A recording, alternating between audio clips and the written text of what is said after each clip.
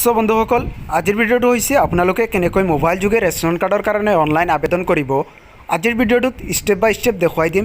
ভিডিঅ'টো আপোনালোকে স্কিপ নকৰাকৈ শেষলৈ চাব। সো বন্ধুসকল আপুনি আপোনাৰ মোবাইলৰ যিকোনো এটা ব্ৰাউজাৰ ওপেন কৰি ল'ব। লোৱাৰ পাছত আপুনি সাৰ্চ বাৰত লিখি দিব nfsa.gov নহলে এইটো ভিডিঅ'ৰ ডেসক্ৰিপশ্যনত ডাইৰেক্ট লিংক দিয়া আছে, তাত ক্লিক কৰি আপুনি এইটো পেজত আহিব পাৰিব। সো অহাৰ পাছত ইয়াতে আপুনি চাব পাৰে signing with logging ID. So বন্ধুসকল এই আইডিটো আপোনালোকে কেনেকৈ ক্ৰিয়েট কৰিব এই ভিডিঅ'টোৰ ডেসক্ৰিপশ্যনত এটা ভিডিঅ' লিংক দিয়া আছে। ভিডিঅ'টো চাই আপুনি এই আইডিটো প্ৰথমতে ক্ৰিয়েট কৰিব লাগিব। তাৰ পাছত আপুনি এণ্টাৰ লগিং আইডিটো বহুৱাব। তাৰ পাছত তলত দিয়া পাছৱৰ্ডত আপুনি পাছৱৰ্ডটো বহুৱাই সিম্পলি তলৰ কেপচাৰটো বহুৱাই আপুনি সাইনিংত ক্লিক কৰিব। সো বন্ধুসকল সিম্পলি আপুনি আইডিটো লগিন কৰাৰ পাছত কাষতে চাব পাৰে দিয়া হৈছে কমেণ্ট ফেচিলিটি, ইয়াতে আপুনি ক্লিক কৰিব। ক্লিক কৰাৰ পাছত ইয়াতে আপুনি তিনিটা অপশ্যন দেখিবলৈ পাব, new registration status RC details. So আপুনি নিউ ৰেজিষ্ট্ৰেশ্যনত ক্লিক কৰিব। ক্লিক কৰাৰ পাছত ইয়াতে আপুনি প্ৰথমতে আপোনাৰ ষ্টেটখন সিলেক্ট কৰি ল'ব। তাৰ পাছতে আপুনি সাবমিট অপশ্যনত ক্লিক কৰিব। সো বন্ধুসকল সাবমিট অপশ্যনত ক্লিক কৰাৰ পাছত ইয়াতে আপুনি চাব জেনাৰেল এড্ৰেছ ডিটেইলছ। সো ইয়াতে আপুনি এইকেইটা ক্ৰাইটেৰিয়া ফিল আপ কৰিব লাগিব। সো আপুনি অলপ শেষলৈ স্ক্ৰল ডাউন কৰিলে দেখিবলৈ পাব ষ্টেট। সো ইয়াতে ষ্টেটখন সিলেক্ট কৰা থাকিব। তাৰ পাছতে আপুনি ইয়াতে ৰেচন কাৰ্ড স্কিম সিলেক্ট কৰিব লাগিব। সো আপুনি সিলেক্ট কৰিব। তাৰ পাছত দিয়া হৈছে বেনিফিচিয়াৰী টাইপ, ইয়াতে আপুনি ক্লিক কৰি ৰেচন কাৰ্ডটো সিলেক্ট কৰিব। তাৰ পাছত দিয়া হৈছে ফটো। সো বন্ধুসকল ইয়াতে আপুনি যিজনৰ কাৰণে আবেদন কৰি আছে তেখেতৰ ফটো আপলোড কৰিব। সো বন্ধুসকল আপুনি ফটোখন আপলোড কৰাৰ পাছত ইয়াতে তলতে চাব পাৰে দিয়া হৈছে নেম আধাৰ ইন। সো বন্ধুসকল ইয়াতে আপোনাৰ আধাৰ কাৰ্ডত যিটো নাম আছে আপুনি নামটো এণ্টাৰ কৰিব। তাৰ পাছত দিয়া হৈছে জেণ্ডাৰ। সো ইয়াতে আপুনি জেণ্ডাৰটো সিলেক্ট কৰিব।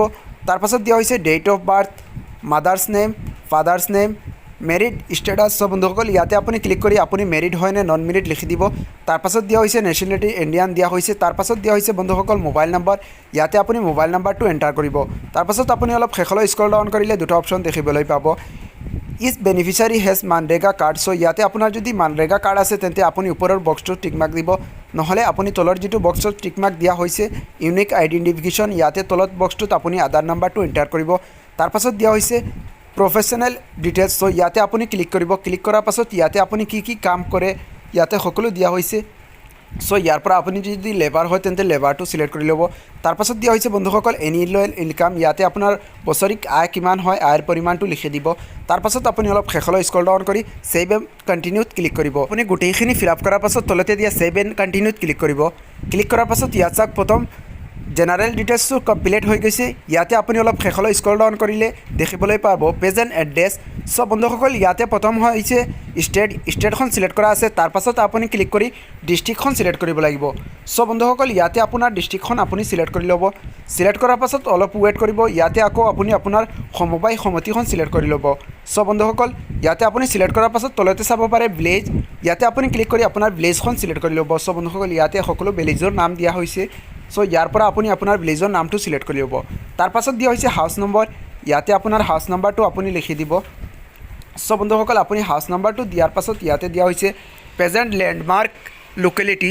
সো ইয়াতে আপোনাৰ কাষত কি আছে আপুনি লিখি দিব। সো বন্ধুসকল আপুনি পিনক'ডটো ফিল কৰাৰ পাছত ইয়াতে চাওক তলত দিয়া হৈছে যদি আপোনাৰ পাৰ্মানেণ্ট এড্ৰেছটো ছেম হয় তেন্তে আপুনি এইটো বক্সত টিক মাৰ্ক দিব, সকলো অট'মেটিকলি ফিল হৈ যাব। তাৰ পাছত আপুনি ছেভ এণ্ড কণ্টিনিউত ক্লিক কৰিব। ক্লিক কৰাৰ পাছত ইয়াত চাওক এড্ৰেছ ডিটেইল কমপ্লিট হৈ গৈছে। তাৰ পাছত দিয়া হৈছে এডিটেশ্যনেল ইনফো।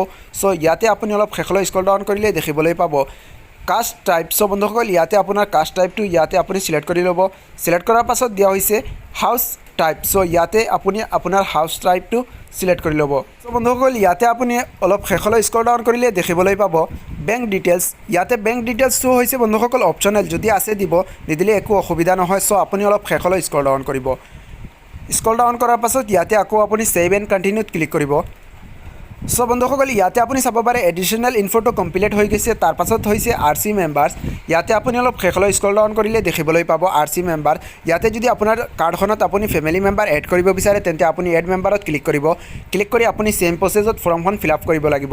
সো বন্ধুসকল এই ৰেচন কাৰ্ডখনত মই অকল ফেমিলি মেম্বাৰ এড নকৰোঁ, সেয়েহে মই ছেভ এণ্ড কণ্টিনিউত ক্লিক কৰি আছোঁ। সো বন্ধুসকল ইয়াতে আপুনি অ'কেত ক্লিক কৰিব। সো বন্ধুসকল ইয়াতে চাওক RC মেম্বাৰ্ছটো কমপ্লিট হৈ গৈছে। সো ইয়াতে আপুনি অলপ শেষলৈ স্ক্ৰল ডাউন কৰিব। স্ক্ৰল ডাউন কৰাৰ পাছত ইয়াতে দেখুৱাই আছে আইডেণ্টি প্ৰুফ এড্ৰেছ প্ৰুফ ইয়াতে আপুনি দুখন ডকুমেণ্ট আপলোড কৰিব লাগিব ইয়াতে প্ৰথমতে মই ডকুমেণ্টখন আধাৰ কাৰ্ড সিলেক্ট কৰি লৈছোঁ তাৰ পাছত মই ভোটাৰ আই কাৰ্ডখন সিলেক্ট কৰি লৈছোঁ সো বন্ধুসকল ইয়াতে আপুনি যিকোনো ডকুমেণ্ট আপলোড কৰিব পাৰে ইয়াতে ড্ৰাইভিং লাইসেন্স ভোটাৰ আইডি সকলো ডকুমেণ্ট দিয়া আছে আপুনি যিকোনো ডকুমেণ্ট এখন আপলোড কৰিব লাগিব সো ইয়াতে আপুনি প্ৰথমতে বক্সটোত আপুনি ডকুমেণ্টখনৰ নাম্বাৰটো এণ্টাৰ কৰিব তাৰ পাছত ডকুমেণ্টখনৰ ইস্যু ডেটটো আপুনি বেক পেজত পাই যাব ইয়াৰ পৰা আপুনি ইয়াত ইস্যু ডেটটো বহুৱাই ল'ব সো বন্ধুসকল ইস্যু ডেটটো বহুৱাৰ পাছত চুজ ফাইলত ক্লিক কৰি আপুনি জেপিজি বা পিএনজি ফৰ্মেটত ফটোখন 200 কেবিৰ ভিতৰত আপলোড কৰিব লাগিব সো মই প্ৰথমতে কৰি লৈছোঁ আপুনি ডকুমেণ্টখিনি আপলোড কৰাৰ পাছত অলপ শেষলৈ স্ক্ৰল ডাউন কৰাৰ পাছত ইয়াতে আপুনি একেবাৰে শেষত চাব পাৰে সেভ এণ্ড কণ্টিনিউ আপুনি সেভ এণ্ড কণ্টিনিউত ক্লিক কৰিব ক্লিক কৰাৰ পাছত ইয়াত চাওক তলতে দিয়া হৈছে এনএফসি ক্ৰাইটেৰিয়া ইয়াতে আপুনি আকৌ সেভ এণ্ড কণ্টিনিউত ক্লিক কৰিব ক্লিক কৰাৰ পাছত ইয়াতে আপোনাৰ গোটেইকেইটা অলৰেডি কমপ্লিট হৈ গৈছে ইয়াতে আপুনি হোম ফেক্টৰীশ্বিপ ইয়াতে আপুনি নট এভেইলেবল সিলেক্ট কৰি দিব সো বন্ধুসকল আপুনি নট এভেইলেবল সিলেক্ট কৰাৰ পাছত সেভত ক্লিক কৰিব সো আপুনি সেভত ক্লিক কৰাৰ পাছত ওকেত আকৌ আপুনি ক্লিক কৰিব ক্লিক কৰাৰ পাছত অলপ ওয়েট কৰিব new application with application ID so বন্ধুসকল ইয়াতে ৰেফাৰেন্স আইডি দিয়া হৈছে হেজ বিন সাবমিট সাকসেসফুল ইয়াতে এই আইডিটো আপুনি স্ক্ৰীনশ্বট কৰি ৰাখি দিব তো বন্ধুসকল এনেকুৱা আপুনি আপোনাৰ মোবাইল যোগে ৰেচন কাৰ্ডৰ কাৰণে অনলাইন আবেদন কৰিব পাৰিব আৰু এই ৰেফাৰেন্স আইডিৰ যোগে আপুনি কেনেকৈ ষ্টেটাছ চেক কৰিব নেক্সট ভিডিঅ'ত মই দেখুৱাই দিম এই ভিডিঅ'টো বহুত দীঘলীয়া হৈ আছে সেয়ে আপুনি এই চেনেলটো নিশ্চয় সাবস্ক্ৰাইব কৰি ৰাখিব আকৌ লগ পাম অন্য এটা ভিডিঅ'লৈ